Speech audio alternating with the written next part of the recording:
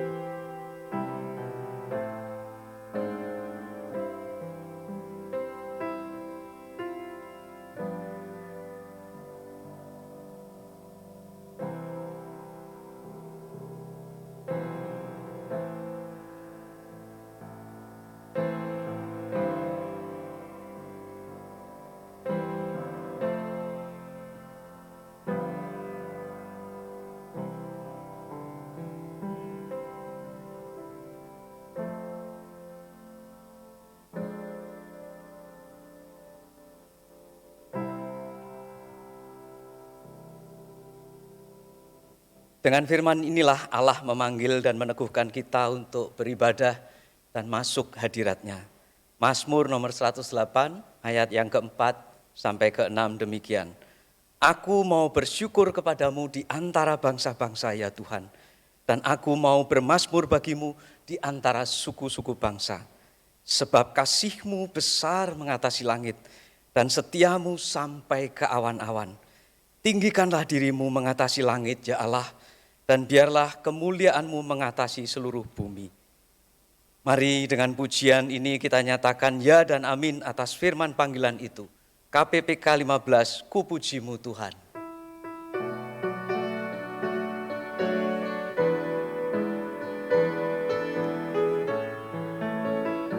Ku bersyukur Tuhan.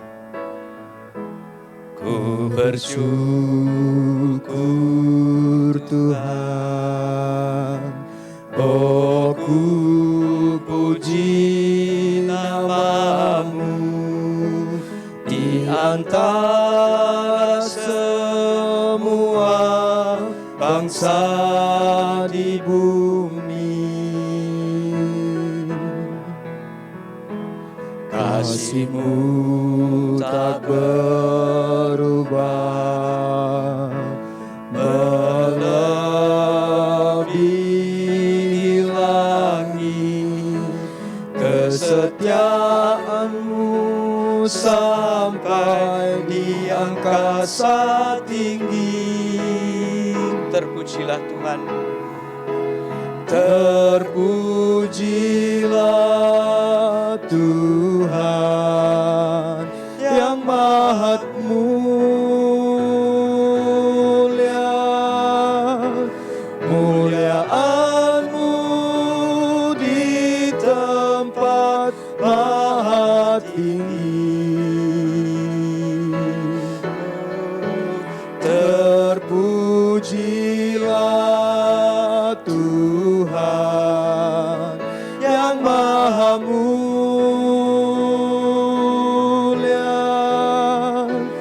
Muliaan-Mu di tempat maha tinggi. Sekali lagi kita katakan terpujilah Tuhan. Terpujilah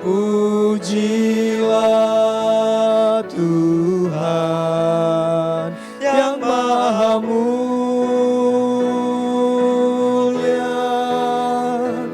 Muliaan-Mu di tempat maha tinggi. Terpujilah Tuhan yang Maha Mulia, muliaan-Mu di tempat maha tinggi. Kemuliaan-Mu, muliaan-Mu di tempat maha tinggi.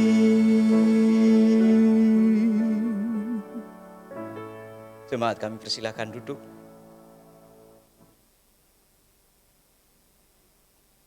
Di hadirat Tuhan kebenarannya menyala seperti terang. Terang itu menyingkapkan dosa-dosa kita, tetapi juga mengungkapkan kasih pengampunan yang disediakannya bagi kita. Sebagaimana firman dalam Mazmur nomor 103 ayat 11-12 menyatakan demikian. Tetapi setinggi langit di atas bumi, demikian besarnya kasih setianya atas orang-orang yang takut akan Dia. Sejauh timur dari barat, demikian dijauhkannya daripada kita pelanggaran kita. Karena itu Bapak Ibu, mari kita nyatakan kesediaan dan kerelaan hati kita untuk mengaku melalui nyanyian pengakuan dosa sejauh timur dari barat.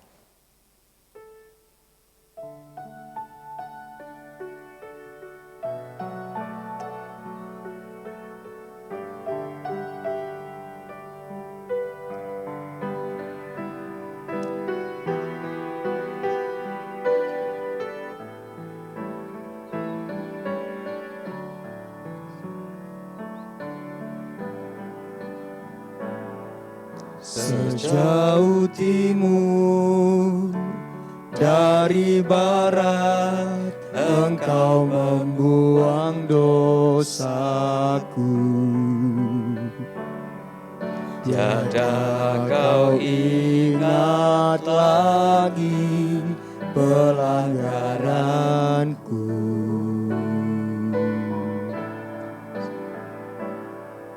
Jauh ke dalam tubir laut, Kau lemparkan dosaku. Tiada Kau perhitungkan pelanggaranku. Betapa besar, betapa besar kasih pengampunan-Mu Tuhan. Tak Kau pandang hina hati yang hancur. Ku berterima kasih kepadamu ya Tuhan. Pengampunan yang Kau beri, pulihkanku. Sekali lagi kita katakan betapa besar kasih. Betapa besar kasih pengampunan-Mu Tuhan. Tak Kau pandang hina hati yang hancur. Ku berterima kasih kepadamu ya Tuhan.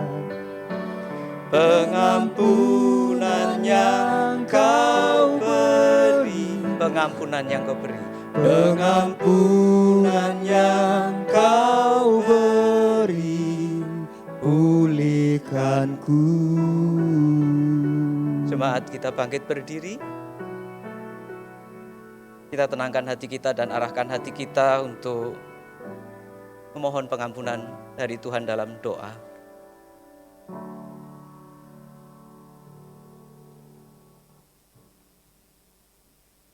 Jemaat yang dikasihi oleh Tuhan, mari kita merendahkan hati kita di hadapan Tuhan, Allah yang Maha Kudus.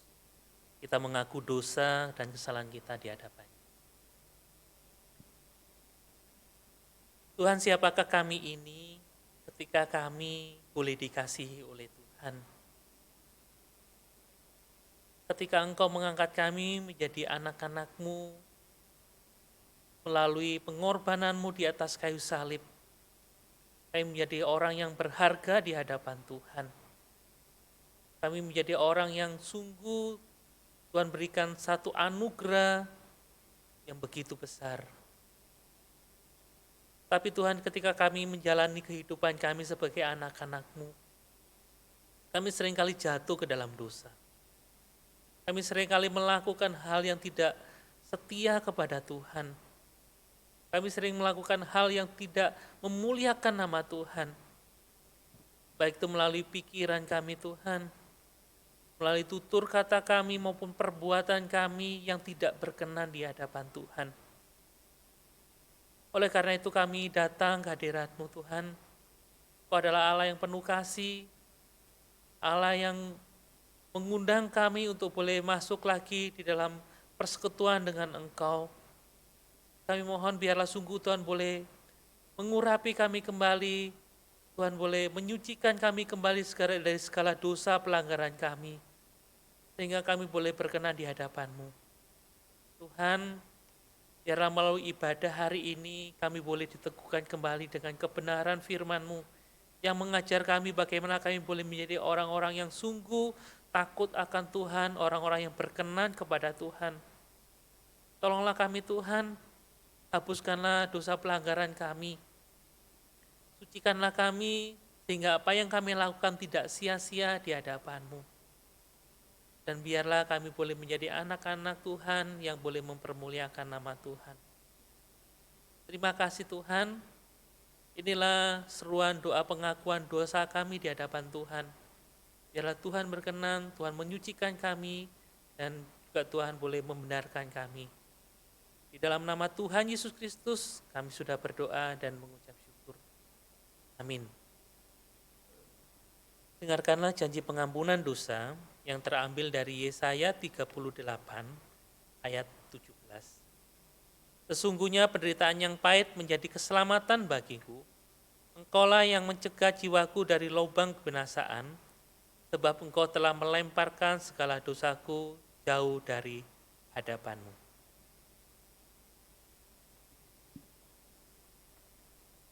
Hati kita sangat lega karena kita sudah menerima pengampunan, dan hati kita bisa bersuka cita karena itu mari kita bersyukur untuk pengampunan yang Tuhan berikan pada kita dengan pujian Kenal Yesus Hatiku Senang, KPPK 257.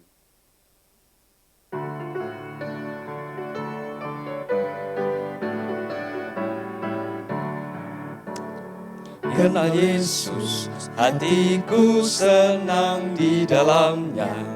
Hidup manislah ku diubah, jauh dari dosa hatiku senanglah. Hidup baru, sungguh ku senang di dalamnya. Lebih manislah ku disela, makan olehnya hatiku senanglah. Sungguh senang meski ada air mata, di dalam Yesus hatiku senanglah. Ya tebusku, hatiku senang di dalamnya. Hidup manislah ku berjalan menuju surga, hatiku senanglah. Hatiku senanglah, Hatiku senanglah. hatiku senanglah. Hatiku senanglah. Jemaat dipersilahkan duduk. Dan inilah firman, perintah, dan penjagaan yang Tuhan nyatakan untuk menuntun langkah kita ke depan, yang terambil dari Lukas 12 ayat 20 dan 21 demikian. Tetapi firman Allah kepadanya, Hai engkau orang bodoh, pada malam ini juga jiwamu akan diambil daripadamu. Dan apa yang telah kau sediakan, untuk siapakah itu nanti? Demikianlah jadinya dengan orang yang mengumpulkan harta bagi dirinya sendiri, jikalau ia tidak kaya di hadapan Allah. Bapak Ibu sekalian, kiranya langkah dan keinginan kita untuk taat akan diteguhkan oleh kekuatan dari Tuhan pada saat kita mengungkapkan pengakuan iman sebagaimana yang telah diucapkan umat Tuhan di segala tempat dan abad. Kita bangkit berdiri untuk menyatakan pengakuan iman rasuli kita yang demikian. Aku percaya kepada Allah, Bapa yang Maha Kuasa, Khalik langit dan bumi, dan kepada Yesus Kristus, anaknya yang tunggal Tuhan kita, yang dikandung daripada Roh Kudus, lahir dari anak darah Maria, yang menderita sengsara di bawah pemerintahan Pontius Pilatus, disalibkan, mati dan dikuburkan, turun ke dalam kerajaan maut. Pada hari yang ketiga bangkit pula dari antara orang mati, naik ke surga, duduk di sebelah kanan Allah Bapa yang Maha Kuasa, dan dari sana ia akan datang untuk menghakimi orang yang hidup dan yang mati. Aku percaya kepada Roh Kudus, gereja yang kudus dan am, persekutuan orang kudus, pengampunan dosa, kebangkitan tubuh, dan hidup yang kekal. Amin. Jemaat dipersilahkan duduk.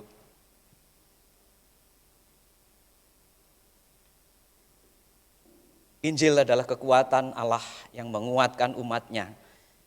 Kita akan menyiapkan hati kita untuk menerima firman Tuhan yang akan mengalir ke hati kita dan memberikan kekuatan bagi kita. Kita siapkan dengan memujikan KPPK 248, Kehendak-Mu, oh genaplah.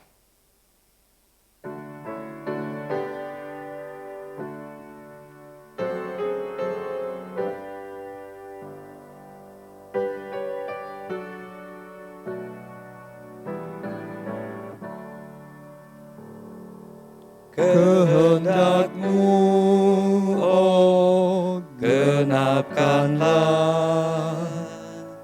Ku tanah liat, kau penjuna. Bentuklah aku seturut-Mu.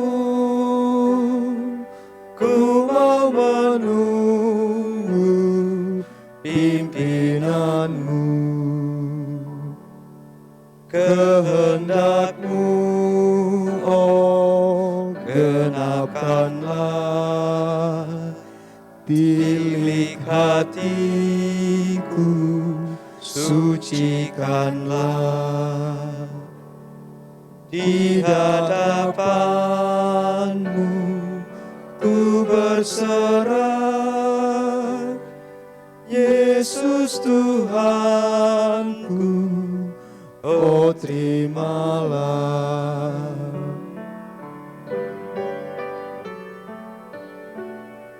Kita pujikan bait ketiga dengan bangkit berdiri, Bapak Ibu. Kehendak-Mu, oh genapkanlah. Tolonglah aku yang berbeban. Dengan kuasa-Mu ku bersandar, ku diselamatkan, ku ditebus. Ku diselamatkan. Ku diselamatkan, ku ditebus.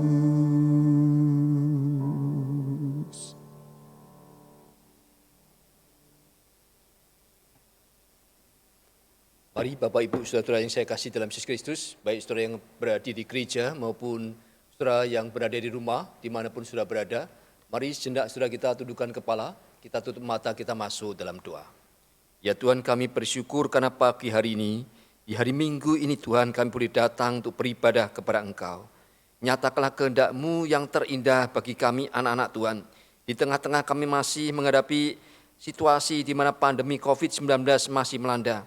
Kami membutuhkan firman-Mu ya Tuhan, yang boleh menuntun kehidupan kami, yang boleh memberkati sampai jauh ke dalam hati kami. Berkati urap hamba-Mu, yang penuh dengan keterbatasan dan kelemahan ini. Pakai dia Tuhan untuk boleh menyampaikan firman Tuhan yang penuh dengan kemuliaan. Firman-Mu Tuhan yang sungguh kami butuhkan. Terpujilah nama-Mu, demi nama Yesus Kristus kami berdoa. Amin. Silakan duduk Bapak Ibu Saudara sekalian. Saudara, shalom, salam sejahtera. Senang sekali pada hari Minggu ini, di hari Sabat kita boleh beribadah kembali kepada Tuhan, saudara. Saya akan mengajak untuk kita membuka Alkitab kita dalam 2 bagian firman Tuhan. Mari saudara buka dan saudara persiapkan lebih dahulu akan Alkitab saudara. Yang pertama saudara, kita akan membuka dalam Injil Lukas pasal 12 ayat 13 sampai dengan ayat yang ke-21. Injil Lukas pasal 12 ayat 13 sampai dengan 21, saudara nanti bisa menandai akan Alkitab saudara.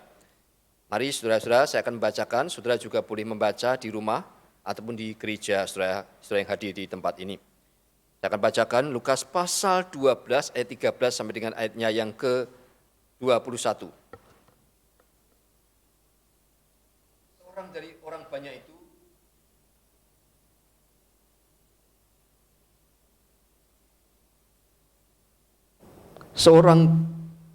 orang banyak itu berkata kepada Yesus, "Guru, katakanlah kepada saudaraku supaya ia berbagi warisan dengan aku." Tetapi Yesus berkata kepadanya, "Saudara, siapakah yang telah mengangkat aku menjadi hakim atau pengantara atas kamu?" Katanya lagi kepada mereka, "Berjaga-jagalah dan waspadalah terhadap segala ketamaan, sebab walaupun seorang berlimpah-limpah hartanya, hidupnya tidaklah tergantung daripada kekayaannya itu." Kemudian ia mengatakan kepada mereka suatu perumpamaan, katanya, "Ada seorang kaya, tanahnya berlimpah-limpah hasilnya. Ia bertanya dalam hatinya, apakah yang harus aku perbuat? Sebab aku tidak mempunyai tempat di mana aku dapat menyimpan hasil tanahku." Lalu katanya, "Inilah yang akan aku perbuat. Aku akan merombak lumbung-lumbungku, dan aku akan mendirikan yang lebih besar, dan aku akan menyimpan di dalamnya segala gandum dan barang-barangku. Sesudah itu, aku akan berkata kepada jiwaku, jiwaku, ada padamu banyak barang, tertimbun untuk bertahun-tahun lamanya. Beristirahatlah, makanlah, minumlah, dan bersenang-senanglah." Tetapi firman Allah kepadanya, "Hai engkau orang bodoh, pada malam ini juga jiwamu akan diambil daripadamu, dan apakah yang telah kau sediakan? Untuk siapakah itu nanti?" Demikianlah jadinya dengan orang yang mengumpulkan harta bagi dirinya sendiri, jikalau ia tidak kaya di hadapan Allah. Lalu saudara, kita membuka dalam Perjanjian Lama, dalam Pengkhotbah pasal 5 ayat 17 sampai dengan 19. Saudara juga tandai bagian Alkitab ini, Pengkhotbah pasal 5 ayat 17 sampai dengan ayatnya yang ke-19. Demikian firman Tuhan. Mari saudara kita baca bersama-sama 3 ayat ini. Pengkhotbah pasal 5 ayat 17 sampai dengan 19. "Lihatlah, yang kuanggap baik dan tepat ialah kalau orang makan, minum, dan bersenang-senang dalam segala usaha yang dilakukan dengan jerih payah di bawah matahari selama hidup yang pendek yang dikaruniakan Allah kepadanya, sebab itulah bahagianya. Setiap orang yang dikaruniai Allah kekayaan dan harta benda dan kuasa untuk menikmatinya, untuk menerima bahagianya, dan untuk bersukacita dalam jerih payahnya, juga itu pun karunia Allah." Ayat 19, "Tidak sering ia mengingat umurnya, karena Allah membiarkan dia sibuk dengan kesenangan hatinya."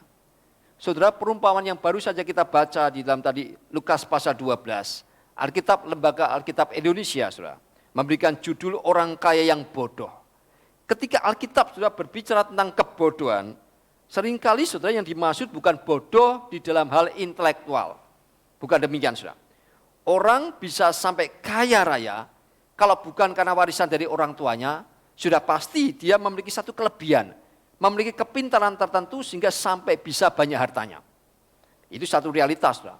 Ya meskipun mungkin tidak memiliki gelar akademis, tetapi kesuksesannya itu sendiri sudah membuktikan bahwa dia tidak bodoh secara intelektual. Banyak orang termasuk kategori pintar, termasuk kategori cerdas secara intelektual. Tetapi dalam pandangan Allah, dia adalah seorang yang bodoh. Jadi kategori bodoh menurut Alkitab bukan itu ukurannya. Alkitab menilai bijak atau bodohnya seseorang dari apakah orang itu hidup takut akan Tuhan, apakah hidupnya itu berkenan kepada Tuhan, saudara. Itu menjadi ukuran daripada Alkitab. Perumpamaan Tuhan Yesus dalam Injil Lukas pasal 12 itu didahului dengan satu percakapan yang sederhana. Satu permintaan yang nampaknya kelihatannya cukup wajar. Permintaan apa, saudara? Yaitu permintaan tentang pembagian warisan dengan saudaranya. Mungkin, saudara, mungkin memang dia berhak, begitu ya, dia berhak mendapat warisan, saudara. Karena memang itu hal yang wajar yang diatur dalam hukum Musa. Misalkan di dalam Bilangan pasal 27 atau pasal 36 atau juga dalam kitab Ulangan pasal 21. Orang tua meninggal, ya lalu anak-anaknya mendapat warisan. Anak sulung mendapat 2 bagian dibandingkan dengan anak-anak yang lain, saudara. Ya memang tidak jelaskan bagian ini secara lebih detail masalahnya. Karena bukan itu menjadi perhatian daripada penulis Injil Lukas ini, saudara. Ya, saudara. Tetapi sebetulnya permintaannya itu kepada Yesus, saudara, dapat dikatakan sebagai sesuatu hal yang wajar di dalam kebudayaan Yahudi, saudara. Ya. Namun bukan hal itu yang menarik perhatian Yesus. Yesus membaca apa yang ada di dalam hati manusia. Yesus meneropong sampai jauh ke dalam motivasi yang ada dalam hati manusia. Kalau kita lihat permintaannya, saudara, di dalam ayat 13 dikatakan, Guru, sampaikanlah kepada saudaraku supaya ia berbagi warisan dengan aku. Saudara, nampaknya sepertinya dia mau melaporkan bahwa saudaranya itu tamak, tidak mau berbagi warisan dengannya. Saudaranya sedang berdosa, dosa ketamakan. Tetapi saudara, Yesus tidak langsung menanggapi akan permintaannya. Bagaimana jawab Yesus? Yesus menjawab di ayat 14, begini saudara. Saudara, siapakah yang telah mengangkat aku menjadi hakim atau pengantara atas kamu? Kemudian Yesus melanjutkan, berjaga-jagalah dan waspadalah terhadap segala ketamakan. Memang saudara, kita sering melihat dalam keluarga yang sangat kaya raya, setelah orang tuanya meninggal, apalagi kalau itu terjadinya mendadak. Seringkali anak cucunya menjadi berantakan, sesama saudara saling bertengkar, sesama saudara saling berselisih dengan tajam, anak-anaknya saling bersaing untuk memperebutkan warisan. Urusan warisan memang seringkali sangat dekat dengan hal ketamakan, saudara. Sangat ironis, saudara. Di dalam dunia justru seringkali kita bisa melihat orang-orang yang tidak mendapat warisan, tetapi hidupnya lebih diberkati Tuhan daripada orang-orang yang mendapat warisan. Sebaliknya ada orang yang mendapat warisan, lalu dia menggantungkan hidupnya di situ, akhirnya tidak mampu mengelola karena dikuasai oleh dosa ketamakan. Dan Tuhan bukan saja tidak memberikan kepadanya kemampuan untuk mengelola, bahkan karunia untuk menikmati pun itu tidak diberikan oleh Tuhan. Kasihan sekali, saudara, orang yang seperti itu, saudara. Di dalam kehidupannya punya begitu banyak, tetapi tidak mampu menikmati. Entah kenapa, mungkin karena sakit penyakit, atau mungkin karena jiwa yang terlalu kikir, saking kikirnya sampai tidak pernah memakai hartanya, tidak diberikan karunia untuk menikmatinya. Sudah warisan dan ketamaan itu kenyataan hidup yang seringkali kita jumpai di dalam hidup, di dalam dunia sehari-hari. Nah, warisan ini seringkali menimbulkan banyak persoalan dalam kehidupan manusia. Dan Yesus ternyata tidak tertarik untuk dibawa masuk di dalam kerumitan persoalan ini. Yesus tidak mau demikian, saudara.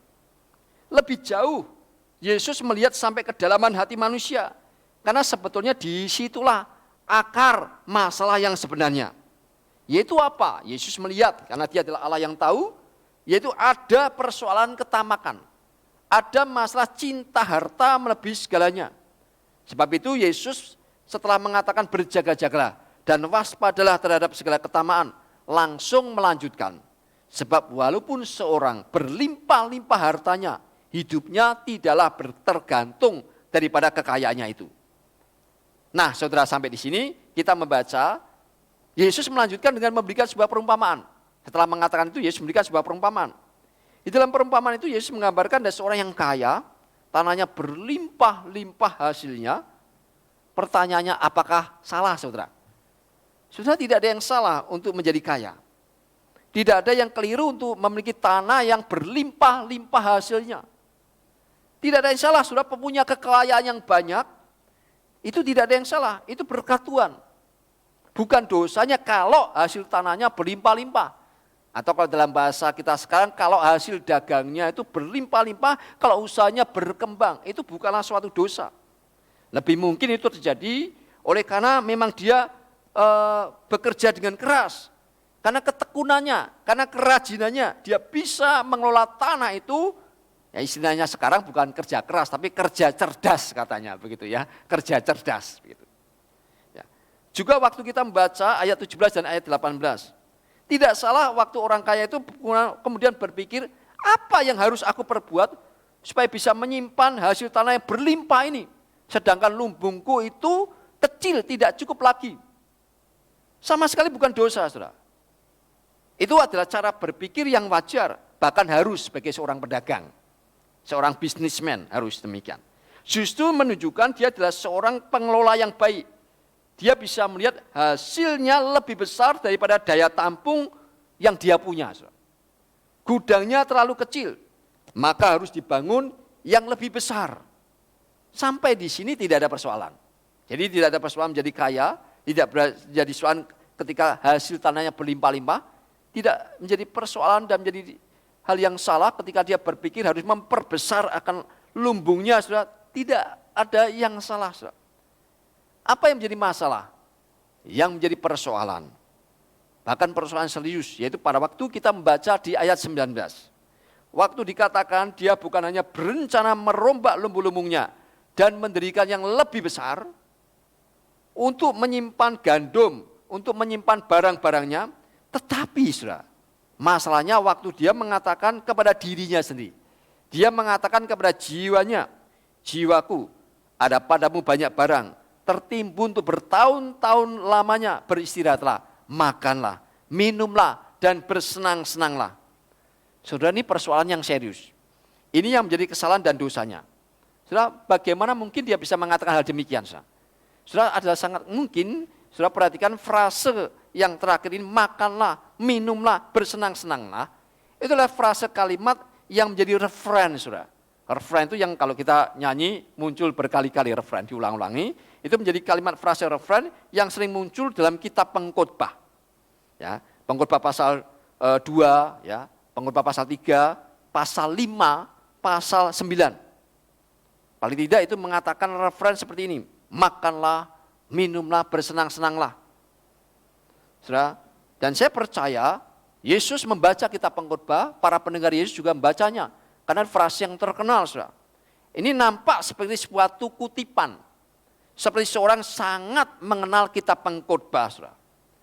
Saudara, mengapa waktu membahas tentang ketamaan di sini, Yesus mengutip frase yang terkenal dari kitab Pengkhotbah, saudara.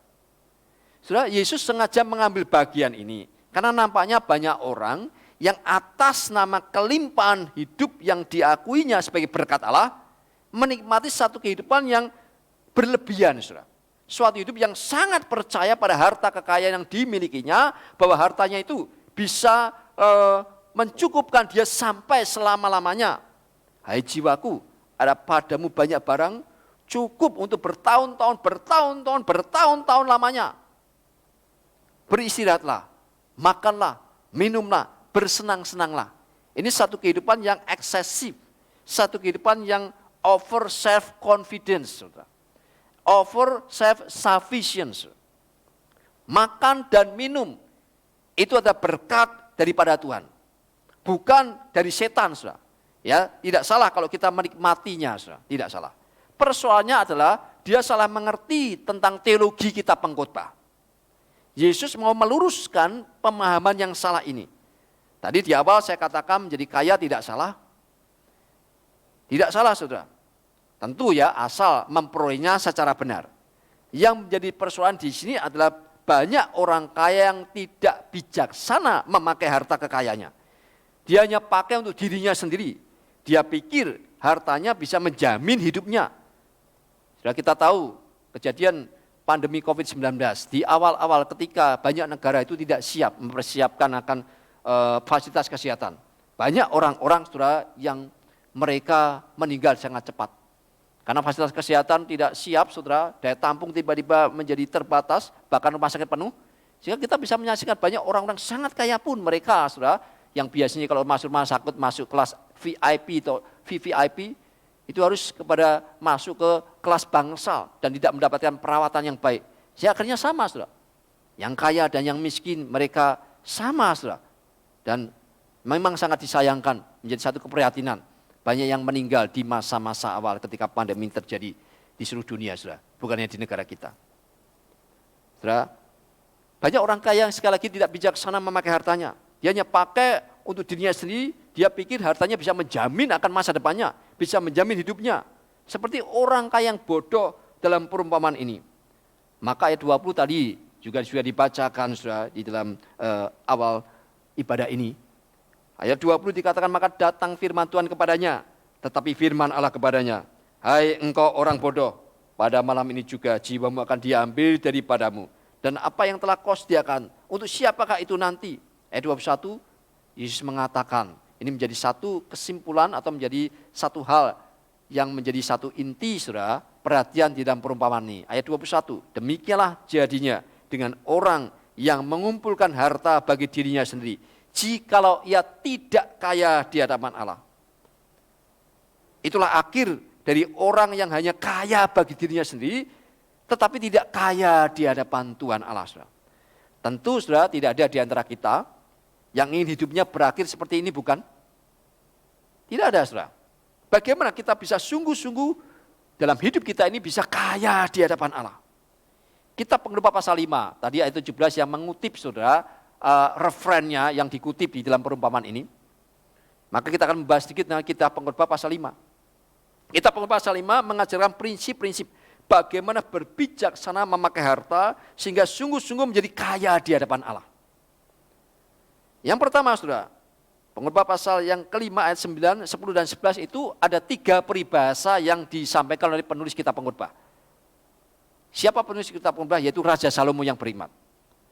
Peribahasa yang pertama, saudara, ini semuanya berbicara tentang apa? Yaitu apa yang dapat dicapai oleh penimbun harta. Harta, dengan punya harta, apa yang bisa kita capai, saudara? Maka peribahasa yang pertama di ayat 9, di Pengkhotbah pasal 5 ayat 9 mengatakan, siapa mencintai uang tidak akan puas dengan uang, dan siapa mencintai kekayaan tidak akan puas dengan penghasilannya. Ini sebuah peribahasa dalam bahasa Ibrani. Ini pun sia-sia. Apa ini maksudnya? Maksudnya, saudara, yang bisa dicapai oleh harta adalah harta itu meningkatkan selera, bukan kepuasan hidup. Siapa mencintai harta tidak akan pernah merasa puas, tidak akan pernah mencapai kata cukup, saudara. Siapa mencintai harta terus-menerus haus akan harta yang lebih banyak, lebih banyak. Saudara, ini memang sesuatu realitas kehidupan yang terus melingkar tanpa akhir. Punya kekayaan yang banyak akan meningkatkan selera, tetapi bukan kepuasan hidup. Dulu waktu belum punya banyak harta, belum punya banyak uang, makan sederhana cukup rasanya enak, puas. Tapi ketika kemudian penghasilan bertambah, inginnya makan yang lebih mahal, lebih lengkap.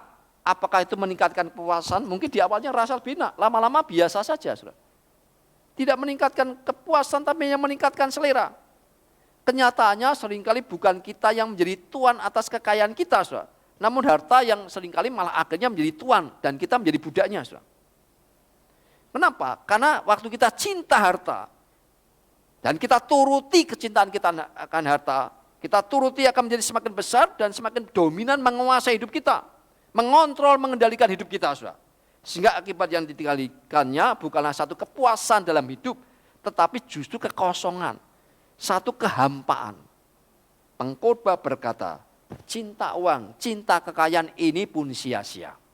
Yang kedua, apa yang dicapai sudah oleh penimbun harta? Peribahasa yang kedua di ayat 10. Pengkhotbah 5 ayat 10 mengatakan, dengan bertambahnya harta, bertambah pula orang-orang yang menghabiskannya. Dan apakah keuntungan pemiliknya selain daripada melihatnya? Ini berbicara tentang apa, saudara?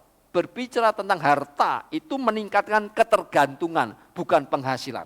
Nampaknya meningkatkan penghasilan, tapi justru meningkatkan ketergantungan. Jika kita kaya, saudara, kita berharga untuk dikenal. Ini pandangan dunia, ya, pandangan dunia. Oleh sebab itu banyak orang berusaha untuk mengambil hati kita kalau kita kaya. Berusaha mendekati kita kalau kita kaya. Saudara. Ini kenyataan hidup. Jika saudara kaya, sesungguhnya banyak orang hanya ingin menjadi sahabat harta saudara. Bukan menjadi sahabat saudara. Ini bukan sahabat sejati. Saudara makin banyak harta, bukankah makin banyak orang yang menghabiskannya? Maka makin banyak uang, bukanlah makin banyak sanak saudara yang harus ditanggung, yang semakin banyak berdatangan. Banyak teman-teman, orang-orang mengaku sebagai teman, mengaku sebagai sahabat yang menghabiskan saudara. Nabi Yesaya di dalam Yesaya pasal yang ke-22, 23, 25, itu menggambarkan seperti seorang yang akan menjadi pejabat tinggi. Segera saja setelah dia mencapai kedudukannya yang tinggi itu, maka dia akan menjadi seperti sebuah gantungan. Gantungan dengan setengah isi dapur dicantolkan padanya. Ya, suatu ketika gantungan itu akan patah dan jatuh bersama segala tanggungannya. Itu gambaran oleh Nabi Yesaya dalam Yesaya pasal 22. Yang ketiga, peribahasa ketiga di dalam ayat yang ke-11. Dikatakan enak tidurnya orang yang bekerja, baik ia makan sedikit maupun banyak, tetapi kekenyangan orang kaya sekali-kali tidak membiarkan dia tidur. Saudara, apakah makin kaya makin bisa tidur nyenyak? Justru sebaliknya, makin kaya makin tidak bisa tidur, saudara. Dulu kita berpikir waktu kita belum punya apa-apa, wah kalau saya kaya enak sekali bisa tidur, beli spring bed yang sangat enak sekali, spring bed yang bisa mijitin begitu ya. Lalu bisa tidurnya, apakah betul demikian? Saya peribahasa ini menggambarkan kaya tidak otomatis hidup menjadi tenang. Kalau terlalu miskin tidak bisa tidur karena mungkin pikirkan bagaimana cari uang supaya bisa makan. Karena perutnya kosong, saudara. Pikir tidak bisa tidur demikian. Ya. Namun apakah kaya menjadikan orang itu mudah tidur pulas? Kenyataannya seringkali tidak demikian. Bahkan semakin kaya semakin sulit tidur nyenyak. Mengapa semakin kaya semakin sulit tidur nyenyak? Saudara? Jawabannya jelas.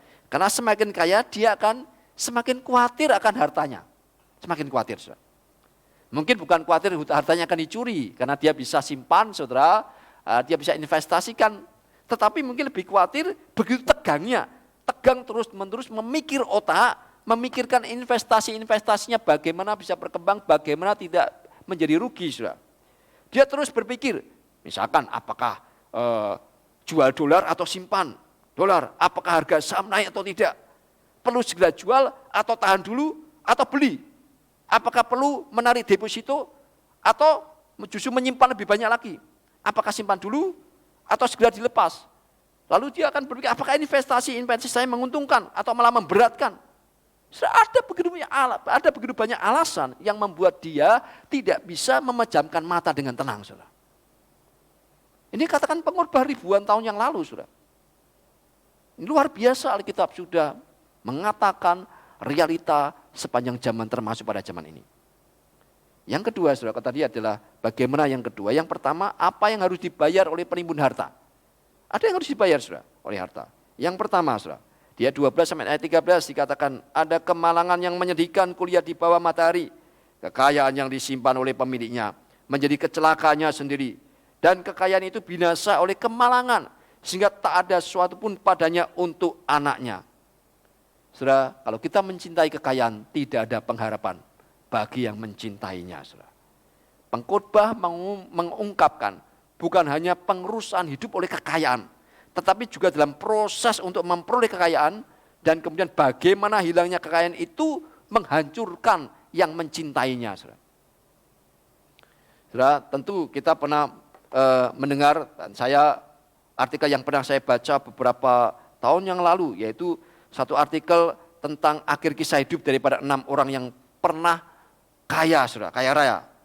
Kita tahu Amerika adalah salah satu negara yang paling banyak orang-orang kaya, dan 6 orang ini pernah mengadakan sebuah pertemuan tahun 1923 di sebuah hotel yang terkenal di Chicago. Dan kenapa mereka sangat menghebohkan? Karena kalau dijumlah pada waktu itu, jumlah total kekayaan 6 orang ini lebih daripada jumlah kekayaan Departemen Keuangan Amerika Serikat pada waktu itu. Saudara. Tetapi bagaimana akhir kisah hidup mereka? Akhir hidup mereka bagaimana? Saudara, Charles Smith, Charles Schwab maksud saya, itu adalah seorang pimpinan tertinggi dari perusahaan baja yang terbesar. Bagaimana akhir hidupnya? Dia sudah harus meminjam selama 5 tahun. Terakhir sebelum dia mati dalam kondisi tidak memiliki harta apapun. Dalam kondisi hutang. Arthur Cotton yang pernah memegang komoditas gandum terbesar. Dia meninggal dalam kondisi pailit bangkrut. Albert Fall, dia anggota kabinet yang akhirnya harus meminta pengampunan supaya bisa meninggal di rumah. Jesse Livermore yang dikatakan beruang yang terbesar daripada Wall Street. Leon Fraser, pimpinan sebuah bank yang terkenal. Dan juga Ivan Kruger, itu pimpinan monopoli terbesar di dunia. Ketiganya mereka mati tidak wajar, mereka mati bunuh diri. Ini orang yang pernah kaya sekali. Mereka adalah orang-orang yang hanya belajar bagaimana mengejar, bagaimana mengumpulkan uang. Tetapi mereka tidak belajar bagaimana mereka bisa hidup sukses yang sebenarnya. Kekayaan itu justru menjadi jerat bagi diri mereka sendiri. Saudara, ini satu kenyataan. Dan kesalahan seperti ini terus-menerus berulang sepanjang zaman. Termasuk pada zaman kita. Yang kedua, saudara. Yang kedua, ayat 14 sampai ayat 16. Ayat 14 sampai dengan ayat yang ke-15. Di dalam Pengkhotbah pasal yang ke-5. Apa yang dikatakan di situ, saudara. Dikatakan Pengkhotbah. Saya akan bacakan. Pengkhotbah pasal yang ke-5. Ayat yang ke-14 dikatakan, sebagaimana ia keluar dari kandungan ibunya, demikian juga ia akan pergi, telanjang seperti ketika ia datang, dan tak diperolehnya dari jerih payahnya, suatu pun yang dapat dibawa dalam tangannya. 15, ini pun kemalangan yang menyedihkan. Sebagaimana ia datang, demikian pun ia akan pergi. Dan apakah keuntungan orang tadi yang telah berlelah-lelah menjaring angin? Saudara, di dalam 2 ayat ini, pasal 14 sampai 15. Dalam jangka panjang, sesungguhnya kita tidak mendapatkan keuntungan apa-apa daripada kekayaan, saudara. Pada akhirnya neraca keuangan kita akan kembali ke titik nol, di mana dulu kita memulainya. Itu menjadi satu kenyataan dalam hidup ini, saudara. Dulu kita lahir dalam dunia, tidak membawa apa-apa. Maka pada waktu kita meninggalkan dunia ini pun, saudara, kita juga tidak membawa apa-apa, saudara. Saudara, satu kenyataan dalam kehidupan ini. Kenyataan yang tidak bisa tidak, saudara, harus kita hadapi ketika kita hidup di dalam dunia yang seperti ini. Saudara, Yesus memberikan perumpamaan ini yang menjadi dasar bagaimana kita bisa kaya di hadapan Tuhan, saudara. Lalu kemudian, saudara, apakah memang Alkitab memandang begitu negatif tentang harta kekayaan, seperti pandangan yang salah terhadap apa yang dipahami oleh pengkhotbah, oleh orang-orang pada zaman itu, saudara? Tidak ada sesuatu yang baik tentang menjadi kaya. Saudara, adalah penting untuk kita memahami perspektif kitab pengkhotbah di sini, yang seringkali menjadi satu inti waktu kita membaca, merenungkan kitab pengkhotbah. Yaitu pada ayat 17, yaitu frase apa, saudara? Saya bacakan ayat 17. Lihatlah yang kuanggap baik dan tepat ialah kalau orang makan, minum, dan bersenang-senang dalam segala usaha yang dilakukan dengan jerih payah di bawah matahari selama hidup yang pendek yang dikaruniakan Allah kepadanya. Sebab itulah bahagianya.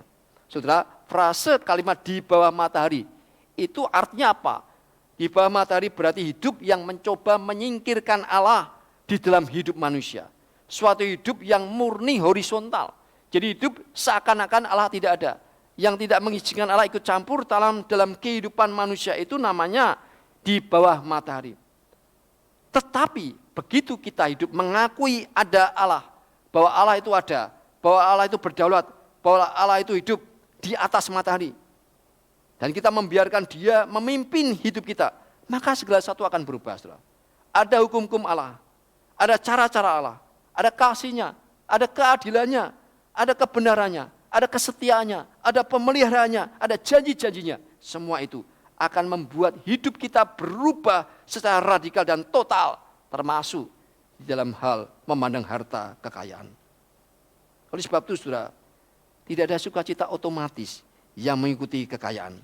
Harta kekayaan itu tidak punya kuasa untuk memberikan sukacita bagi orang-orang yang memilikinya, yang mengejarnya. Hanya Allah, saudara, yang punya kuasa seperti itu. Hanya Allah yang berkuasa memberikan sukacita dan kegembiraan hidup. Saudara, pengkhotbah menyatakan, dia tahu ada orang kaya yang tidak merasa sulit untuk menikmati dengan sukacita beban tanggung jawab yang sejalan dengan kekayaannya. Apakah rahasianya, saudara? Ayat 18 dikatakan, setiap orang yang dikaruniai Allah kekayaan dan harta benda dan kuasa untuk menikmatinya, untuk menerima bahagianya, dan untuk bersukacita dalam jerih payahnya, juga itu pun karunia Allah. Artinya Allah memberikan berkat kesukacitaan, kegembiraan atas kekayaan mereka. Dan yang kedua ayat 19, tidak sering ia mengingat umurnya, karena Allah membiarkan dia sibuk dengan kesenangan hatinya. Allah memberikan berkat kepada mereka, sehingga mereka selalu diliputi keasikan dengan sukacita dalam hati. Luar biasa, saudara. Asiknya apa? Asik sukacita. Ini seperti foretaste heaven, mencicipi surga, saudara. Saudara, sebenarnya memiliki harta yang melimpah bukanlah masalah. Tapi itu bukan berarti semua barang yang diinginkan walaupun bisa dibeli, perlu dibeli. Harus dibeli, tidak, saudara. Saudara, bagaimana kita bersikap terhadap harta benda dan uang? Bagaimana kita mempergunakan harta kekayaan kita? Bagaimana cara kita menikmati berkat-berkat Allah?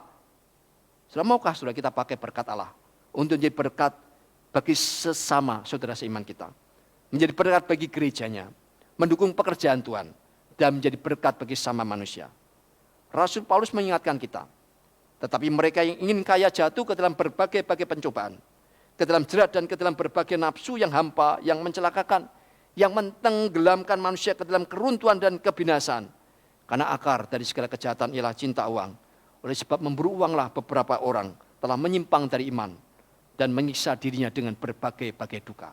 Itu adalah nasihat Paulus kepada Timotius, juga nasihat Paulus kepada saudara dan saya. Tuhan Yesus mengingatkan kita tadi dalam Lukas pasal yang ke-12 ayat 20-21. Untuk kita jangan menjadi bodoh seperti orang kaya dalam perumpamaan yang dia berikan. Tetapi firman Allah kepadanya, hai engkau yang orang bodoh, pada malam ini juga jiwamu akan diambil daripadamu, dan apa yang telah kau sediakan, untuk siapakah itu nanti? Demikianlah jadinya dengan orang yang mengumpulkan harta bagi dirinya sendiri, jikalau ia tidak kaya di hadapan Allah. Sebaliknya di bagian lain, dalam Injil Matius 6 ayat 20-21, Tuhan Yesus berkata, berpesan, saudara, tetapi kumpulkanlah bagimu harta di surga, di mana ngengad dan karat tidak merusakkannya, dan pencuri tidak membongkar serta mencurinya. Karena di mana hartamu berada, di situ juga hatimu berada. Saudara mau saudara taruh di mana harta saudara, maka di situ hatimu akan berada. Mari saudara kita boleh belajar, kita bisa memakai harta kita yang punya nilai sementara, menjadi punya nilai yang kekal sampai ke dalam kekalan, saudara. Kiranya firman Tuhan pada hari ini boleh menolong kita bagaimana kita sungguh-sungguh dapat hidup kaya di hadapan Tuhan. Mari kita tundukkan kepala, kita tutup mata, kita masuk dalam doa. Kami bersyukur atas berkat firman-Mu Tuhan pada hari ini. Biarlah firman Tuhan yang boleh kami renungkan pagi hari ini memimpin kami, agar supaya kami tidak diperbudak oleh harta, benda, dan kekayaan. Meskipun kami memperolehnya dengan kerja keras, meskipun kami memperolehnya dengan kerja cerdas, tapi kami sadar kalau bukan karena anugerah dan berkat-Mu, tidak mungkin kami memiliki semuanya itu. Kami diingatkan bagaimana posisi awal kami. Kami datang ke dalam dunia tidak membawa apa-apa. Kami akan meninggalkan dunia tidak akan membawa apa-apa pula. Oleh sebab itu, beri pada kami bijaksana daripada Tuhan, agar kami memakai harta kami yang punya nilai sementara itu dapat bernilai yang kekal. Ya Tuhan, pimpin kami untuk kami belajar dari perumpamaan Tuhan Yesus, diingatkan oleh Tuhan Yesus agar kami tidak menjadi bodoh di dalam hal pemanfaatan harta benda. Tolong kami agar kami boleh kaya di hadapan Tuhan. Terpujilah nama-Mu, berkati setiap jemaat-Mu yang sedang bergumul di dalam masalah ekonomi karena akibat pandemi COVID-19, selain masalah kesehatan. Yang sakit bila Tuhan Kau pulihkan, sembuhkan. Yang terdampak krisis ekonomi, Tuhan tolonglah, curahkan berkat dan pertolongan-Mu. Pimpin juga Tuhan mereka yang tetap diberkati, yang mampu melihat peluang-peluang di dalam masa-masa pandemi ini. Tuhan pimpin mereka agar mereka kaya di hadapan Allah. Menjadi berkat bagi sama, bagi pekerjaan Tuhan, bagi gereja, bagi umat-Mu ya Tuhan. Terima kasih Bapa. Kami berdoa, kami bersyukur di dalam nama Tuhan Yesus Kristus. Amin.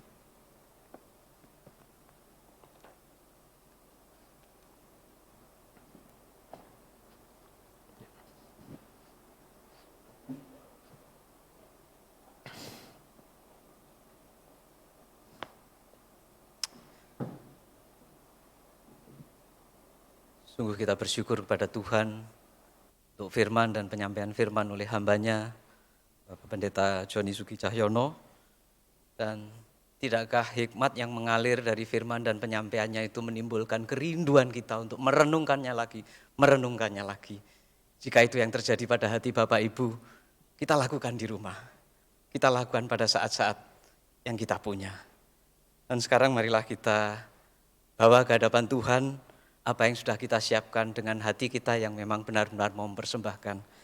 Kita akan membawa persembahan kita kepada Tuhan, dan persembahan dapat diserahkan dengan cara scan barcode melalui OVO, GoPay, Dana, ShopeePay, ataupun ditransfer ke rekening BCA GKI Karawaci nomor 001 305 2422, ataupun jika memang diperlukan, Bapak Ibu dapat menyisihkannya dalam amplop putih terpisah untuk dibawa ke gereja pada saat kita sudah bisa bersekutu bersama lagi. Mari kita serahkan persembahan kita sambil kita memuji pujian persembahanku.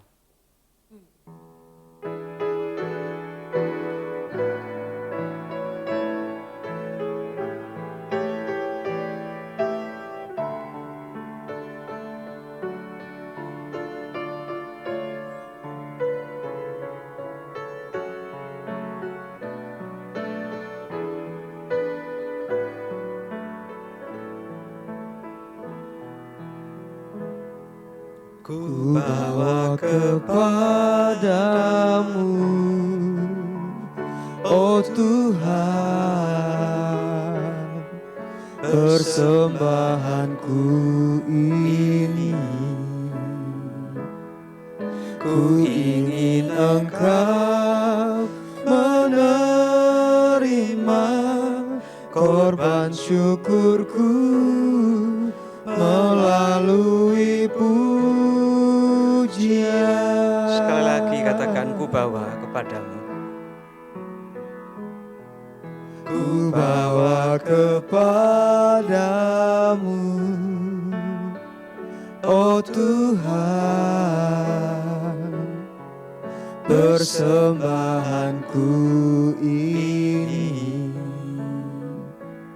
Ku ingin Engkau menerima korban syukurku melalui pujian. Takkan pernah ku bawa, Takkan pernah ku bawa selain yang terbaik, yang harum dan sejati di hadapan tahta-Mu. Yesusku, terimalah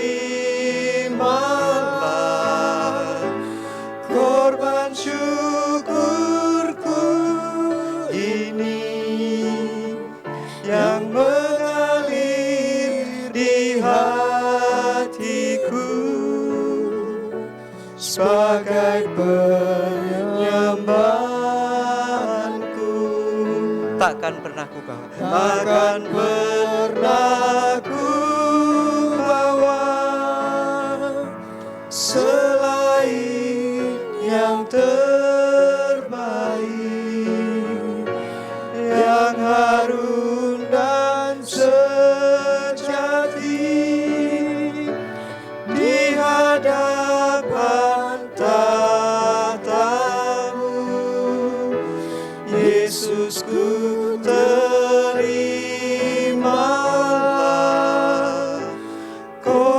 syukurku ini yang mengalir di hatiku sebagai persembahanku. Yesusku, terimalah. Yesusku, terimalah korban syukurku ini yang mengalir di hatiku, Yang mengalir. yang mengalir di hatiku sebagai persembahanku.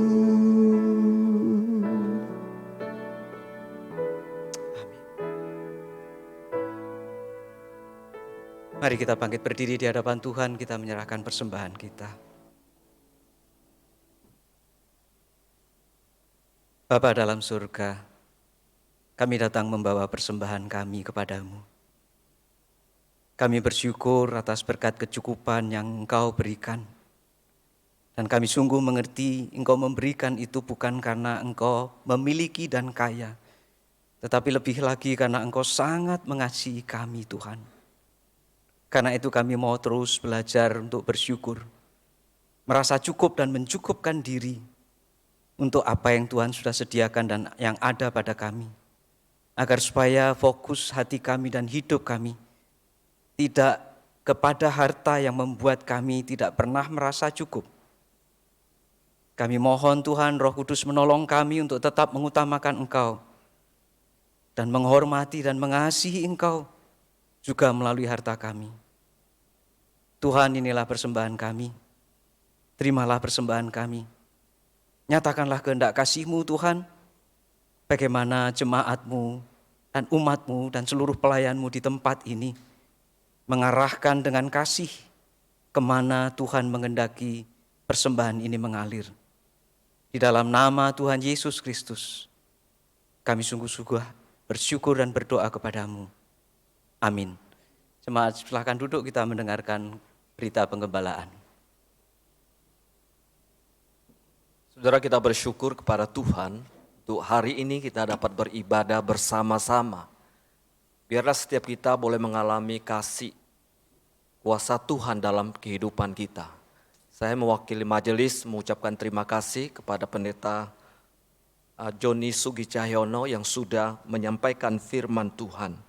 Saudara, ada beberapa hal yang ingin saya sampaikan buat Bapak Ibu. Yang pertama adalah Minggu 6 September tahun 2020 kita akan mengadakan sakramen perjamuan kudus secara konvensional dan secara live streaming.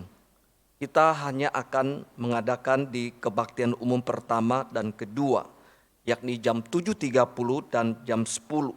Kami berharap seluruh jemaat yang sudah dibaptis dewasa atau yang sudah disidi dapat mengikuti bersama-sama di rumah pada waktu dan jam yang sama secara serentak. Kemudian mengenai roti dan anggur akan disediakan oleh gereja, Bapak Ibu dapat mendaftarkan diri secara online dan kemudian mengambil di gereja dengan Saudari Desi pada jam kerja jam 8 sampai jam 16 setiap hari Selasa sampai hari Jumat. Dan Sabtu sampai jam 12 akan dibuka mulai pada tanggal 25 Agustus sampai 5 September terakhirnya. Bagi Bapak Ibu yang sudah berusia 60 tahun ke atas, silakan mendaftar dan menghubungi Saudari Desi dengan nomor HP 0813 1141 5977 dan nanti akan diantar oleh supir ke rumah. Untuk jemaat yang ada di Citra Raya, Bapak Ibu bisa menghubungi Guru Injil Robert Adrian dengan nomor HP yang tertera di sini dan saudara akan dilayani. Terima kasih atas kerjasama dan perhatiannya. Kemudian yang kedua, Minggu 30 Agustus tahun 2020 akan ada peneguhan pengurus untuk komisi anak, komisi remaja, komisi pemuda, komisi pasutri, komisi kaleb, kemudian tim misi dan tim diakonia. Pada jam 7.30 secara konvensional dan secara live streaming. Yang hadir di ibadah konvensional nanti akan diwakili hanya oleh ketua komisi dan tim pelayanan. Kemudian sementara semua anggota pengurus dan tim pelayanan akan mengikuti secara live streaming di rumah masing-masing. Dan kita berharap bahwa peneguhan ini bisa berjalan dengan baik, baik yang diwakili di gereja ataupun di rumah masing-masing. Kami majelis mengucapkan terima kasih untuk seluruh pengurus komisi dan tim pelayanan periode yang lalu yang telah menyelesaikan pelayanannya, kepengurusannya dengan baik. Kiranya Tuhan memberkati. Saudara, kita bersyukur mulai 9 Agustus yang lalu ibadah kita sudah dilakukan secara konvensional, terbatas, dan live streaming. Apabila ada kendala, baik internet atau hal teknis lainnya, kami berharap Bapak Ibu dapat memakluminya dan terus mendukung dalam doa dan tim digital dan seluruh pelayanan gereja, sehingga semua dapat berjalan dengan baik. Yang berikutnya sehubungan dengan kondisi pandemi COVID-19, kami melakukan pelayanan pastoral bagi orang dewasa tetapi juga bagi anak-anak kita yang ada di rumah melalui online.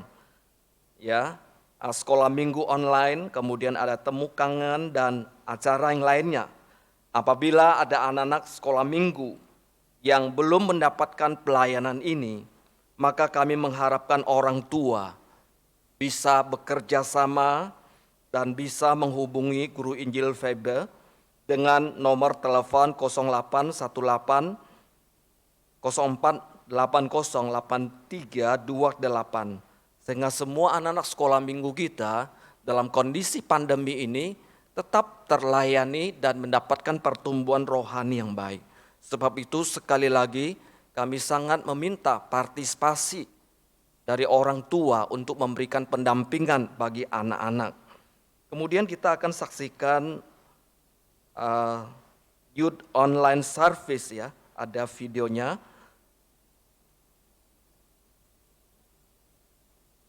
Shalom jemaat. Kami dari Youth and Teens GKI Karawaci ingin mengajak teman-teman pemuda dan remaja untuk bergabung dalam Youth Online Service. Dengan Youth Online Service ini, teman-teman pemuda dan remaja dapat beribadah dan bersekutu walaupun berada di rumah masing-masing. Youth Online Service akan tayang setiap hari Sabtu jam 12 siang sebagai panduan ibadah teman-teman di rumah.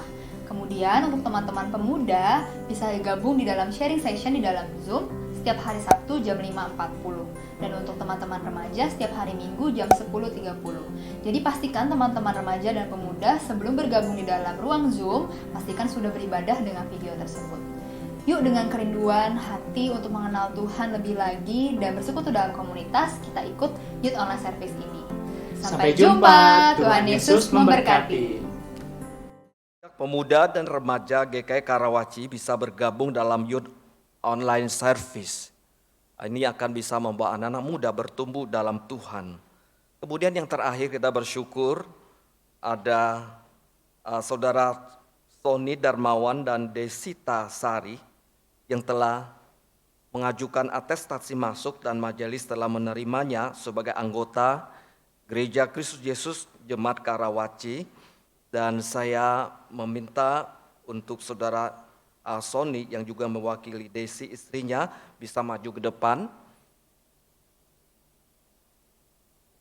Kemudian Guru Injil Roni Sekma akan menyerahkan surat kemudian kartu keanggotaan kepadanya di atas. Baik saudara, mari kita menyambutnya. Kita berikan tepuk tangan. Mulai hari ini saudara Sony Darmawan dan Desita akan menjadi anggota gereja kita. dan kiranya bisa bertumbuh bersama-sama dan melayani bersama-sama di dalam Tuhan. Kiranya Tuhan memberkati.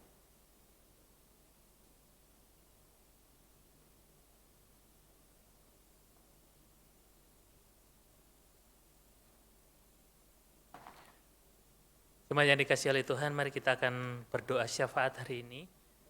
Kita akan berdoa beberapa hal. Yang pertama, kita akan bersehati berdoa untuk anggota jemaat agar Tuhan selalu memberikan kekuatan selalu di dalam menghadapi pandemi COVID-19 ini. Kemudian yang kedua, kita juga berdoa untuk kelompok tumbuh bersama atau KTB agar Tuhan memakai wadah kelompok tumbuh bersama ini boleh menjadi satu pertumbuhan iman bagi setiap jemaat. Mari kita berdoa. Bapa yang surga, kami bersyukur ketika anugerah Tuhan boleh kami rasakan, boleh kami alami hari demi hari. Kami merasakan kebaikan Tuhan di dalam kehidupan kami. Terima kasih Tuhan, walaupun di tengah permasalahan yang kami hadapi saat ini, kami masih tetap merasakan, kami mendapatkan penghiburan, kekuatan daripada Tuhan. Saat ini kami bersehati Tuhan, secara khusus berdoa untuk setiap jemaat Tuhan di dalam menghadapi permasalahan yang ada, biarlah Tuhan memberikan jalan keluar. Secara khusus ketika menghadapi pandemi COVID-19 ini Tuhan, kami berdoa setiap jemaat yang mengalami bermasalah dengan kesehatannya, Tuhan tetap memberikan kekuatan, Tuhan tetap menjagai dari segala virus-virus yang ada, sehingga tetap sehat, bisa beraktivitas dengan baik. Kita mungkin juga jemaat yang mengalami juga Tuhan, masalah-masalah ekonomi, dampak-dampak yang ada Tuhan, biarlah Allah sendiri yang tetap membukakan jalan keluar, Allah sendiri yang tetap memberikan kekuatan, Allah sendiri yang tetap menopang di dalam kehidupan mereka. Tuhan tolonglah, Tuhan hiburkan bagi jemaat Tuhan yang mengalami kesedihan, mengalami pergumulan, Tuhan tetap menolong. Terima kasih Tuhan Yesus, kami sungguh rindu, biarlah sungguh Tuhan memberkati, biarlah pandemi COVID ini Tuhan segera berlalu dan kami juga boleh beraktivitas kembali sedia kala dengan segala aktivitas yang ada. Terima kasih Tuhan Yesus, kami juga berdoa secara khusus menyerahkan untuk kelompok tumbuh bersama yang ada di gereja, baik itu remaja, sekolah minggu, maupun juga guru-guru sekolah minggu, maupun juga setiap jemaat yang ada. Tuhan memberkati wadah ini Tuhan, walaupun mungkin melalui online dan sebagainya, tapi Tuhan biarlah melalui kelompok tumbuh bersama, kami setiap jemaat Tuhan boleh berbagi, boleh menguatkan satu dengan yang lain, boleh mendoakan satu dengan yang lain, sehingga sungguh melalui wadah ini pun Tuhan kami boleh diberkati, boleh menjadi alat pertumbuhan bagi iman kami kepada Tuhan. Kami boleh semakin percaya kepada Tuhan dan menyerahkan hidup kami sepenuhnya ke dalam tangan Tuhan. Terima kasih Tuhan, kami rindu biarlah hidup kami dipakai oleh Tuhan untuk kemuliaan bagi nama-Mu. Kami mengucap syukur Tuhan, berkatilah kami hari ini, biarlah anugerah Tuhan tetap menyertai kami dan menuntun kami bahwa hidup kami boleh berkenan di hadapan-Mu. Terima kasih Tuhan, inilah seruan doa syafaat kami di hadapan Tuhan. Tuhan mendengar doa kami, Tuhan menjawab sesuai dengan waktu dan rencana kehendak Tuhan. Biarlah nama-Mu dipermuliakan. Di dalam nama Tuhan Yesus Kristus kami sudah berdoa dan mengucap syukur. Amin. Saya mengundang saudara berdiri. Saudara, kita sudah mendengarkan firman Tuhan, maka lakukanlah firman Tuhan dalam kehidupan saudara. Pergilah ke dalam dunia dengan damai Allah. Allah memberikan keberanian kepadamu. Berpeganglah pada perintah Allah. Kuatkanlah yang lemah dan bantulah yang menderita. Kasihilah dan layanilah Tuhan dan bersukacita dalam kuasa Roh Kudus. Doksologi. Puji Allah Bapa Putra, puji Allah Roh Kudus. ketiganya yang esa. Pohon selamat sumber berkah. Amin. Jemaat yang kasih dalam Tuhan, arahkan hatimu dan terimalah berkat Tuhan. Tuhan memberkati engkau dan melindungi engkau. Tuhan menyinari engkau dengan wajah-Nya dan memberi engkau kasih karunia. Tuhan menghadapkan wajah-Nya kepadamu dan memberi engkau damai sejahtera, mulai saat ini bahkan sampai selama-lamanya. 愿耶和华赐福给你，保护你；愿耶和华使他的脸光照你，赐恩给你；愿耶和华向你扬脸，赐你平安，从今时直到永永远远。阿门。阿门。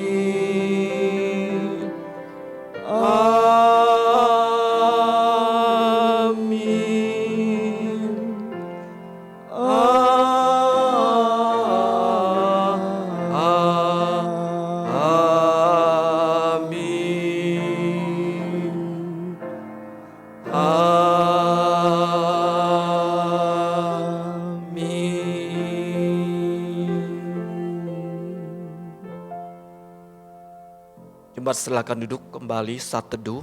Kebaktian kita sampai di sini. Selamat hari Minggu, Tuhan Yesus memberkati.